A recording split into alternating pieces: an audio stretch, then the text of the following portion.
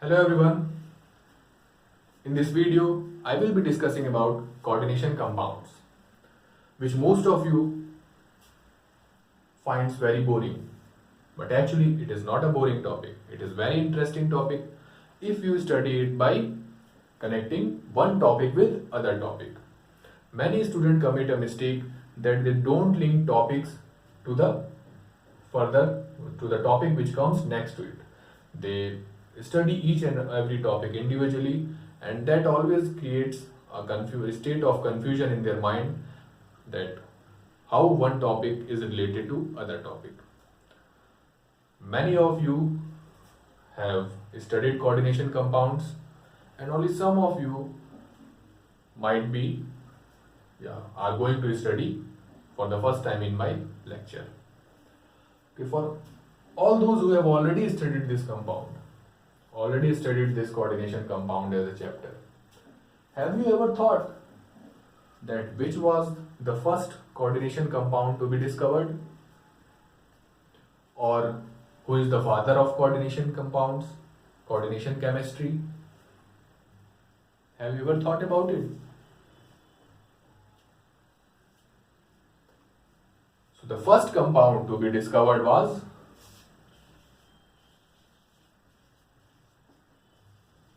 Prussian blue. Prussia was the name of a country, and its formula is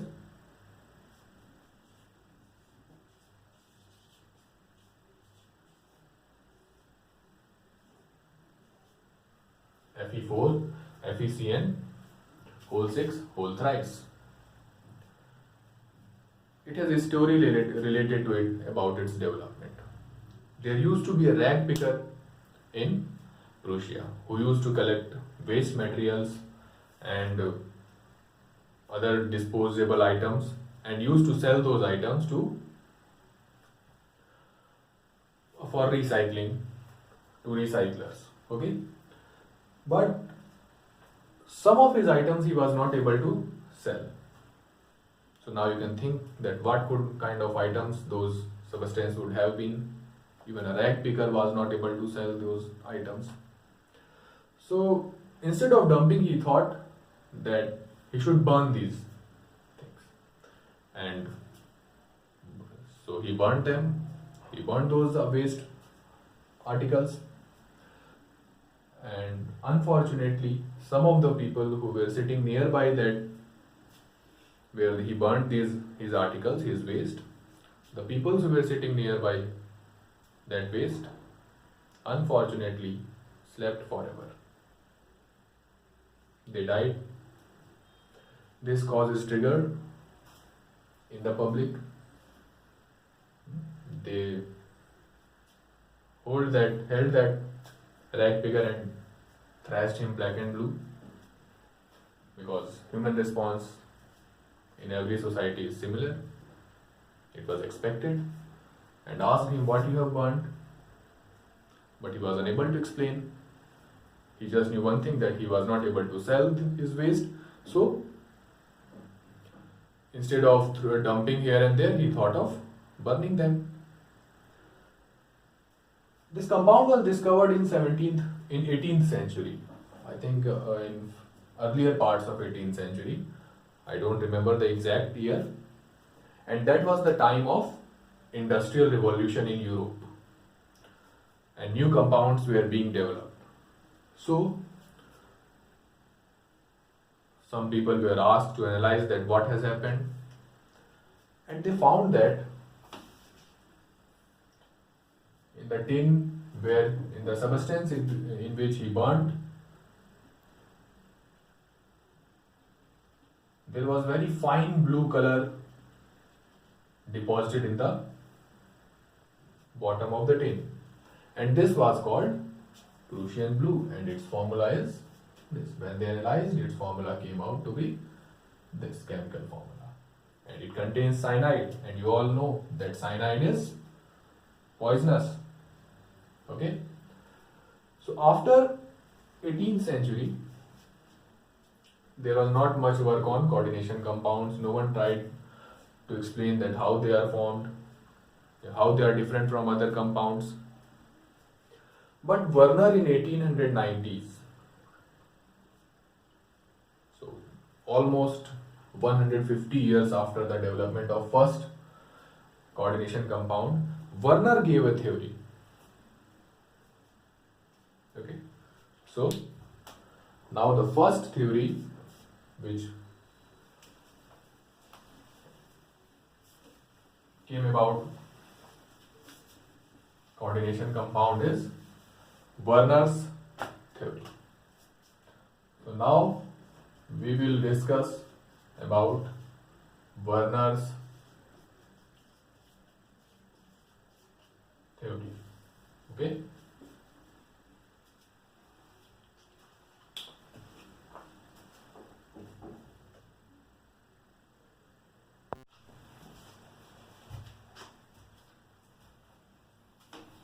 Now I will discuss about Werner's theory. But before discussing Werner's theory, I want to tell you that when the Werner's theory was given, there was no concept of covalent bond, ionic bond, valence bond theory, hybridization. So he did not talk about covalent bond, electron transfer, electron sharing, coordinate bond. These kind of terms were absent from his theory. And this was because it was given at around somewhere around 1898, and at the same time electron was also discovered. So this is the intelligence of the Werner, that even without knowledge of electrons, he discovered, he gave such a beautiful theory that there was no drawback found later on after the development of valence bond theory or coordination theory. Okay, so let us see how Werner's gave his theory. So Werner's studied various compounds of carbon, cobalt chloride and ammonia. He took 1 mole of each compound. There can be various compound of cobalt chloride with ammonia like COCl3.6NH3, COCl3.5NH3, COCl3.4NH3, COCl3.3NH3. When these compounds were precipitated by excess of AgNO3, okay, when these compounds were reacted with excess of AgNO3, then the precipitation of AgCl takes place. And all those ionizable chlorine gets precipitated. You must have done this test for chloride ion determination in your practicals also. So see, when the COCl3.6NH3 was allowed to react with excess AgNO3, 3 moles of AgCl were precipitated. It means how many Cl can come out of it? 3. Then similarly, when COCl3.5NH3 was reacted, 2 moles of AgCl was precipitated. For COCl3.4NH3, 1 mole of AgCl was precipitated. And for COCl3.3NH3, 0 moles of AgCl was precipitated. So see, from here, he knew that each and every compound of cobalt contains 3 chloride ions. And accordingly, actually, all the 3 chloride ions should precipitate. So this gave him an idea that all the bonds, all the valencies, all the chloride that are present are not ionizable. Some are non-ionizable. So only ionizable chlorine comes out and non-ionizable portion remains intact. It does not come out as ions in solution. So it is not detected by AgNO3. See, so if we look at non-ionizable,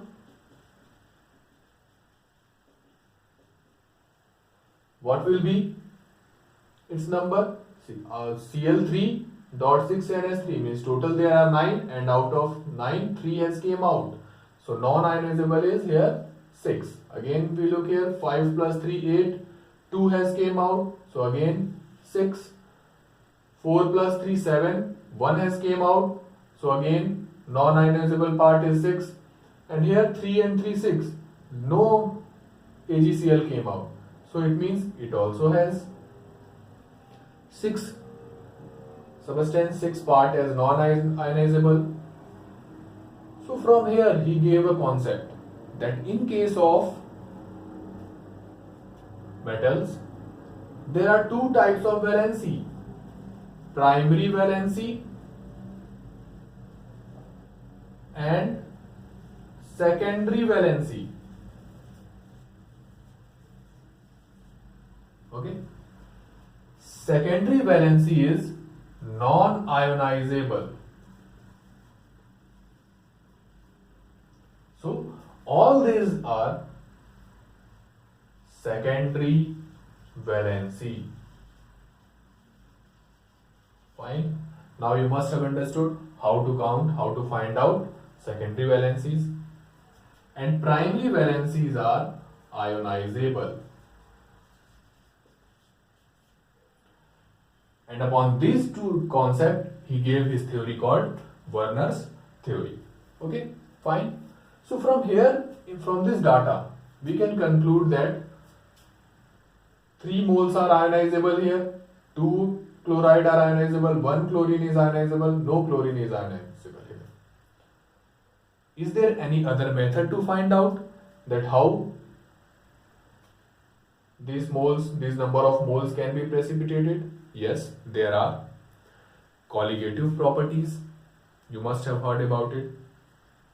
If you add this molecule in water, then because it will release 3 moles of chlorine extra, it will dissociate more, so its elevation in boiling point will be higher as calculated value. Similarly here it will be lower, and so from colligative property also we can find out that here ionization is more, while here there is no ionization, because in this case calculated as well as observed value will be same, because no ionization takes place in this. Similarly, there is another method to find out where ionization is taking place more. You must be knowing about limiting molar conductivity or molar conductivity. So if the number of ions increases, definitely molar conductivity increases. So if we calculate the molar conductivity of this solution, it will be definitely higher, while this solution will be lower because it does not produces any ion. Okay, so there are various methods. Even Werner performed various experiments to reach to his conclusion, because at that time there was no such instruments available to measure magnetic moment, to see bond angle. Okay, so he did everything experimentally, and through experiment he concluded that this type of precipitation takes place and secondary valency is fixed. And there are two types of valency: primary valency and secondary valency. Okay, fine. Note it down fast.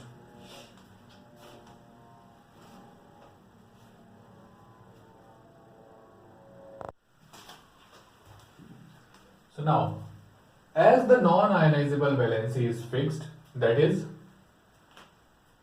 secondary valency has been fixed, and only here we can see that in case of COCl3.6NH3, 6NH3 cannot be ionized, only 3Cl can be ionized. So its formula can be written as CONH3 whole 6, because this whole is non-ionizable, so we write it in a square bracket, and Cl3, which is ionizable, outside. If we add it in water, then dissociation takes place as CO NH3 whole 6 3 plus 3Cl minus. Similarly, in this case we have 5 NH3 and 1 Cl as non-ionizable, or only 2 Cl atoms as ionizable. So its formula becomes CO NH3 whole 5 Cl Cl2, if, and dissociation takes place as CO NH3 5 Cl 2 plus 2 Cl minus. For this, similarly, CO NH3 whole 4 Cl2 Cl. Now I think you can write down ionization. What will be obtained after dissociation by yourself, and in this case CO Cl3 CO NH3 whole thrice Cl3. Fine. And it does not ionize. No ionization takes place in this. Okay, fine. So on the basis of these observations, Werner put some postulates. So you can note down these postulates. In coordination compounds, metal shows two types of valency, that is primary and secondary. See, two types of valencies are there.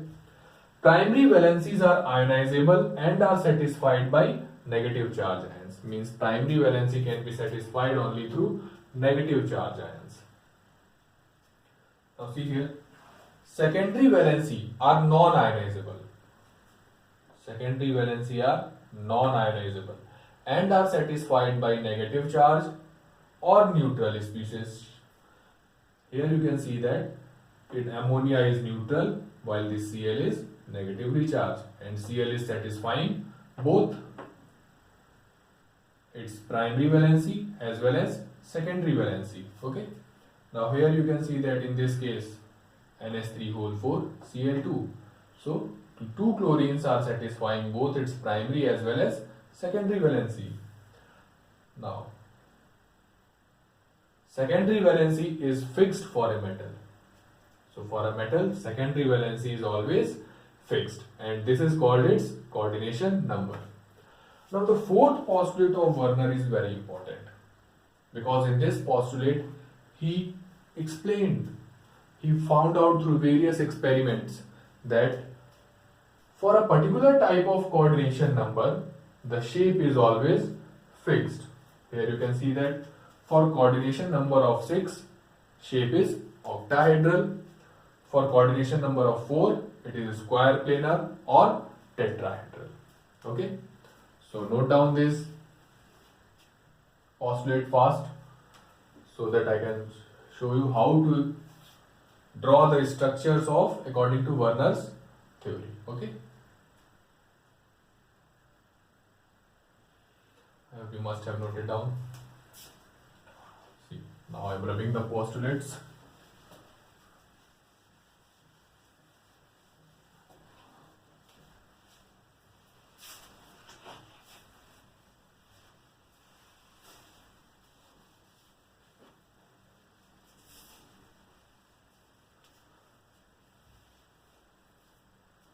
First, now shape. So all these molecules have their secondary valency or coordination number equal to 6. So definitely their shape is octahedral as predicted by Werner theory. So how to represent according to Werner theory? See, CO NH3, you must be familiar with octahedral shape. You must have drawn such kind of shape in chemical bonding. See. So while writing the shape or while drawing the shape, all the secondary valencies are drawn with perfect line. And the primary valency, those who are satisfying primary valency, are drawn through dotted line. You can draw the dotted line anywhere. Cl according to your will. Okay. So you can see here that cobalt, it has 6 secondary valency and 3 primary valency, and secondary valencies and primary valencies are satisfied by different set of ions. So this is the shape of CO, Cl3, CO, NH3 whole 6, Cl3. If we have to draw the shape of this molecule, let us suppose I am taking CO,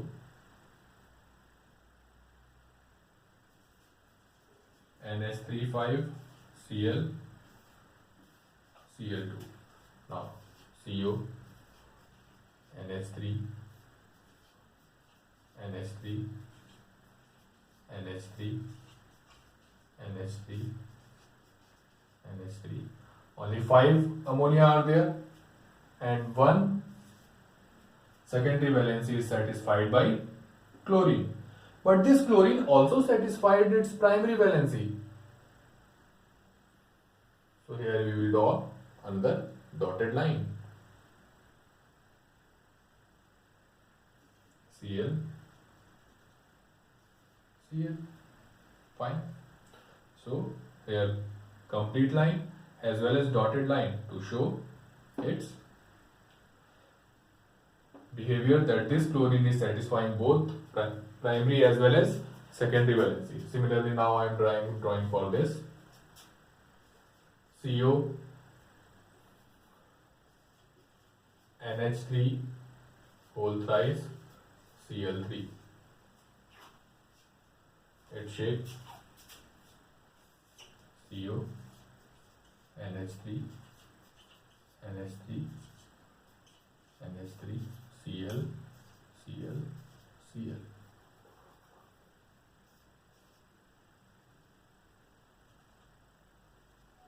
This dotted line represent that these 3 Cls are satisfying primary as well as secondary valency. So this is the way we draw the shape of molecules according to Werner theory. Now revise all the things which we have learned, because now we are going to solve some questions related to Werner's theory. Okay? Note down fast.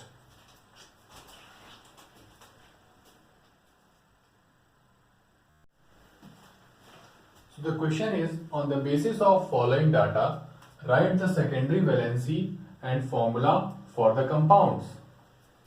So here you can see that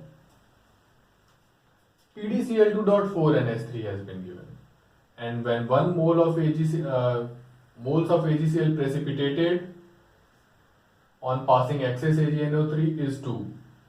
So its ionizable portion is this 2Cl and non-ionizable portion is this 4 molecules of NH3. So its secondary valency, what will be its secondary valency? Obviously its secondary valency will be 4. In this case again 2 moles of Cl2 are precipitated, so here we have only 6 molecules of H2O, so its secondary valency is also 6. Here only 1 mole is precipitated, so 2 chlorine are involved in secondary bonding, secondary valency, and 2 plus 4, 6. And here 0, so again 2 plus 2 is 4. If we write the formula, then PD NH3 whole 4 Cl2. In this case Ni H2O whole 6 Cl2. All the ionizable valency, all the ionizable portion comes outside the square bracket. CO, Cl2, NH3 whole 4 Cl. Now here Pt NH3 whole twice Cl2. So this is the formula. Now I hope hope you must have understood this question. Now be ready for the next two questions. I will discuss two more questions here and note it down fast.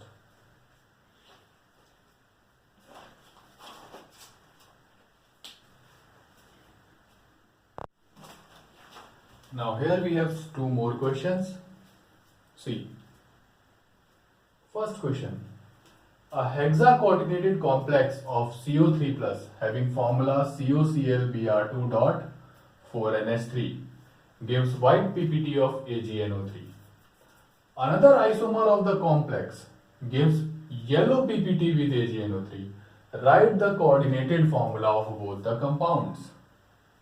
Now here you have to think that which one is ionized, and for your hint I am telling here that AgCl is white